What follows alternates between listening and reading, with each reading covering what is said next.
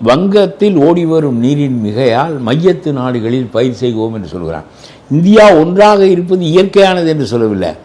வங்கத்தில் மிகையாக ஓடுகிற நீரை கொண்டு வந்து மைய நாடுகளிலெல்லாம் பயிர் செய்யலாமே, ஒன்றாக இருந்தால் தானே இது நடக்கும். தனித்தனி மாநிலமாக இருந்தால் அந்த நீர் உங்களுக்கு வருமா என்று கேட்கிறான்.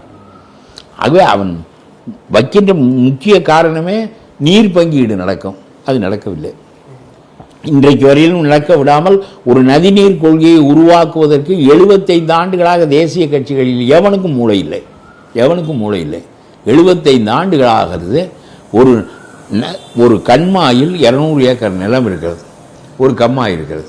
அந்த கிராமத்து மக்கள் பஞ்ச காலத்தில், தண்ணீர் குறைவாக இருக்கிற காலத்தில் எப்படி இதை பங்கிட்டுக் கொள்வது என்று அவர்களுக்கு தெரிகிறது.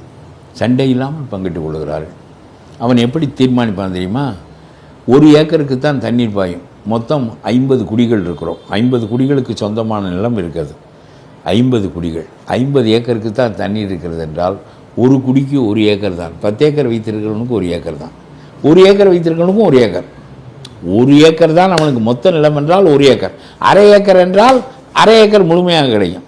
1 ஏக்கருக்கு மேல் என்றால் அவனுக்கெல்லாம் மிச்ச தண்ணீர் கிடைக்காது. முதலில் கடைமடை வாய்க்கு போக வேண்டும், அப்புறம் தலைமலை வாக்கி வரணும். இவ்வளவு வகுத்து ஒரு கிராமத்தில் நடத்த தெரிகிறது. அறிவில்லை இந்த நாட்டில். இந்த மேகதாது இன்னும் விவகாரமாகிறது, முல்லை பெரியார் விவகாரமாகிறது. ஏன் காமராஜர் தோற்றார்?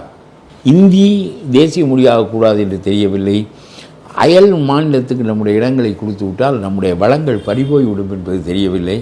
அவர் இருந்த காலம் வரையிலும் இந்த பெரியார் என்னப்பா திறந்து விடப்பா, என்னப்பா நம்ம ஆளுக வேலை செய்யணுங்கிறாங்க, அப்படி தான் பேசுவார்.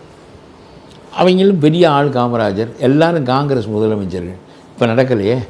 முல்லை பெரியாரில் சிக்கல், மேகதாதுவில் சிக்கல், நம்முடைய மலை வளமெல்லாம் அங்கே போய்விட்டது. கண்ணதாசன் எழுதினார், மேடும் குளமும் கேரளர்காயின, தேவி குளமும் பீர்மேடும் கேரளர்காயின, மேடும் குளமும் கேரளர்காயின, ஆடும் மாடும் அமைச்சர்களாயின்னு எழுதினார்.